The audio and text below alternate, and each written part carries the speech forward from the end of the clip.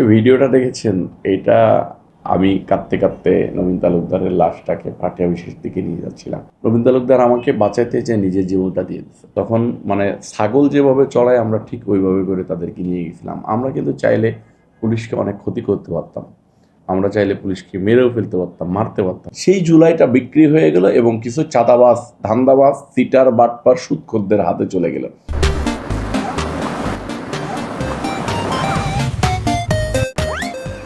July August আন্দোলনটা শুরু হলো, আমার কাছে মনে আছে 14 তারিখে, 13 তারিখ থেকে আন্দোলন টুকটাক করে চলতেছে। 14 তারিখে আমাদের নেতাকর্মীরা না, সাধারণ কিছু ছাত্রছাত্রীরা মাইর খেলো এবং মারাও গেল। তখন আমাদের প্রিয় নেতা জনাব তারেক রহমান সাহেব আমাদেরকে নির্দেশনা দিল যে ছাত্রদল, যুবদল, স্বেচ্ছাসেবক দল, বিএনপি সহ বিএনপি সকল অঙ্গ সংগঠন মাঠে থাকবে দলীয় ব্যানার ছাড়া। তখন আমি 14 তারিখে পল্টন ময়দান থেকে মিছিল বের করে নিয়ে পল্টন মোড় হয়ে বিজয়নগর দিয়ে ঘুরে প্রেস ক্লাব দিয়ে ঘুরে আসলাম। ঠিক একইভাবে এভাবে আমরা প্রতিদিন আন্দোলন করতেছিলাম। 19 তারিখ ছিল শুক্রবার। সেই শুক্রবারে প্রেস ক্লাবের সামনে একটা মানববন্ধন ছিল।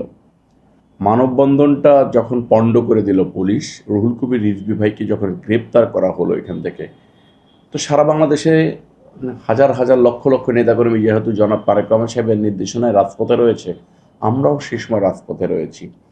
পুলিশ আমাদেরকে নির্বিচারে গুলি করা শুরু করলো। এক পর্যায়ে পুলিশের গুলি শেষ হয়ে গেল, এত গুলি করেছে। আমাকে টার্গেট করে গুলি করা হলো। গুলি করা হলে স্পটেই আমাদের যুবদল ঢাকা মহানগর দক্ষিণের নেতা নবীন তালুকদার, তার মাথার এই পাশে ও পাশে ঘিলু বের হয়ে চলে গেল।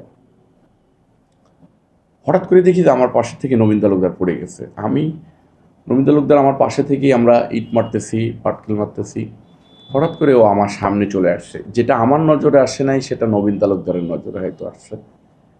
সে দেখলাম এক সেকেন্ডের ভিতরে সে আমার সামনে চলে আসলো। আপনারা যে ভিডিওটা দেখেছেন এটা আমি কাঁদতে কাঁদতে নবীন তালুকদারের লাশটাকে পাঠিয়া বিশেষ দিকে নিয়ে যাচ্ছিলাম। নবীন তালুকদার আমাকে বাঁচাইতে চেয়ে নিজের জীবনটা দিয়ে দিচ্ছে। ঠিক একইভাবে ঢাকা কলেজ ছাত্রদলের সাধারণ সম্পাদক মিল্লাত, ও আমার পাশে থেকে, আমার সাথে ছিল ছাত্রদলের সাধারণ সম্পাদক নাসির।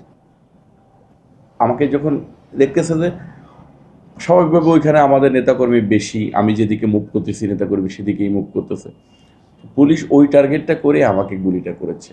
পরে মিল্লাতও বুক পেতে দিল, মিল্লাতের বুকের এই পাশে ওই পাশে বেড়ে গেছে। আল্লাহ পাক রব্বুল আলামিন মিল্লাতকে বাঁচিয়ে রেখেছেন। আমাদের আরেকটা ছোট ভাই ছিল ইমরান, সে এখনও হসপিটালে। কতদিন যাবৎ আমরা তো স্বাভাবিকভাবে চলাফেরা করতেছি, ইমরান এখনও হসপিটালে। এরকম আমাদের আর একটা ছোটো ভাই মারা গেল। একই সাথে 4-5টা লাশ পড়ে গেল। কিন্তু আমি রবিউল ইসলাম নয়ন মাঠ ছাড়লাম না। আমার কাছে মনে হলো যে আমার এই সহযোদ্ধাদেরকে লাশ নিয়ে যদি আমি চলে যাই তাহলে এই মাঠ ওদের দখল হয়ে যাবে। না, আমি রাজপথ ছাড়ব না।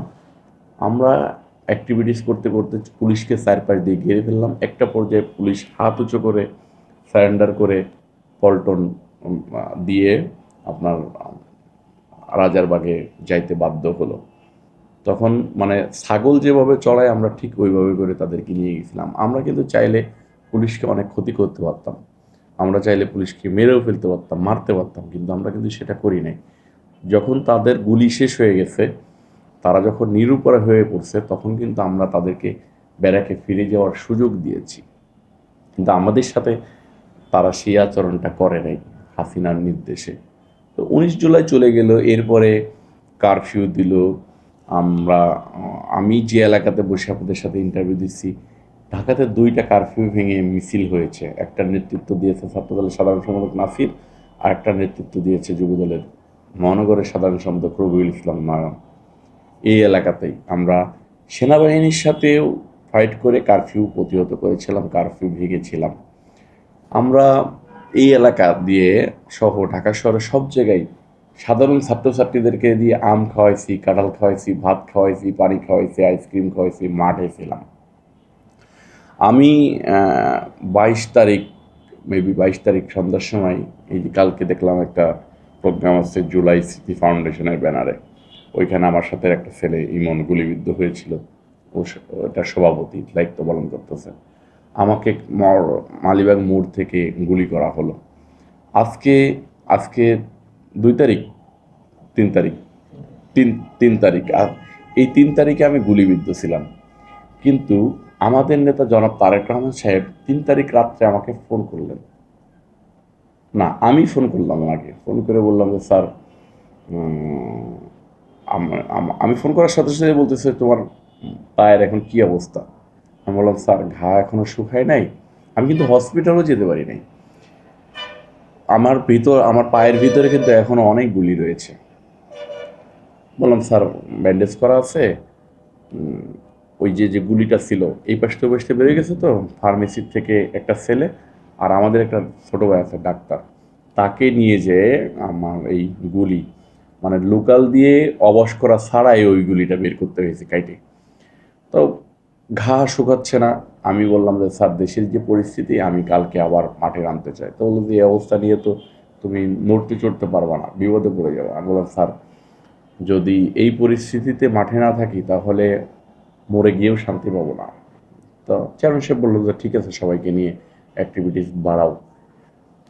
তো আমি জিজ্ঞেস করলাম যে আমি আদার সাইডে খবর নিলাম যে শাহবাগ মোড় কি কালকে সকালবেলা এই যে সাধারণ ছাত্রদের কোনো প্রোগ্রাম আছে কিনা, তারা বললো যে না কালকে সকালবেলা কোনো প্রোগ্রাম নেই, বা তারা ডিক্লেয়ার করলেও মানে তাদের কোনো প্ল্যানিং নেই। আমি সবাইকে সেগুন বাগিচাতে স্পট দিলাম যে সবাই লাঠি সুটা নিয়ে, একদম সবার হাতে পতাকা থাকবে, বাঁশের লাঠি থাকবে, হকি স্টিক থাকবে, স্টাম্প থাকবে, আমরা নিয়ে যাব। আমরা ওইখানে হাজার হাজার লোক জড়ো হলাম, প্রায় 6-7 হাজার, 4-5 হাজার, 6-7 হাজার লোক জড়ো হয়ে গেল। তো স্বাভাবিকভাবে সাধারণ মেয়েরা ওই দিকে যাইতে সাহস পাচ্ছিল না, স্বাভাবিকভাবে সাধারণ ছেলেরা যাইতে সাহস পাচ্ছিল না। আমরা তাদেরকে প্রোটেকশন দিলাম যে তোমরা সামনে থাকো, আমরা পিছনে আসি, তোমাদের ভ্যানগার্ড জাতীয়তাবাদী যুবদল। আমরা গেলাম ওইখানে, গিয়ে দেখলাম যে কেউ নেই। শাহবাগ মোড় সকালবেলায় দখল নিয়ে নিলাম ইনশাল্লাহ 4 তারিখ, কালকে সেই আগামীকাল 4 তারিখ, যেটার মিছিল আপনারা দেখেছেন। তো জুলাই আগস্টটা এইভাবেই ঘটলো। 4ই আগস্ট তো সামনে আর কি। তো এইভাবে করে জুলাই আগস্টটা ঘটলো। 5 তারিখে কিন্তু আমরা ফজরে আজানের পর থেকে মারাছিলাম। আমাদের লোক নেতাকর্মীদেরকে মানে নির্বিচারে গুলি করে করে মনে হচ্ছে যে তারা মোস্তফা গেম খেলতেছে, ঠিক একই স্টাইলে মারছে। সেই জুলাইটা বিক্রি হয়ে গেল এবং কিছু চাঁদাবাজ, ধান্দাবাজ, সিটার, বাটপার, সুদখোরদের হাতে চলে গেল। এই কষ্ট নিয়ে জীবনযাপন পার করতেছি। মনে করি যে এরকম হাইনাদের হাতে আর দেশটা না যাক। জনাব তারেক রহমান সাহেব দেশটাকে এগিয়ে নিয়ে যাচ্ছে। আমাদের উচিত হবে সকলে মিলে দেশটাকে যেন আবার একটা সুন্দর বাংলাদেশ গড়ার স্বপ্ন নিয়ে, যে স্বপ্ন নিয়ে আমরা আন্দোলন সংগ্রাম, লড়াই সংগ্রাম করেছি, সেই স্বপ্ন যেন আমাদের বাস্তবায়ন হয়।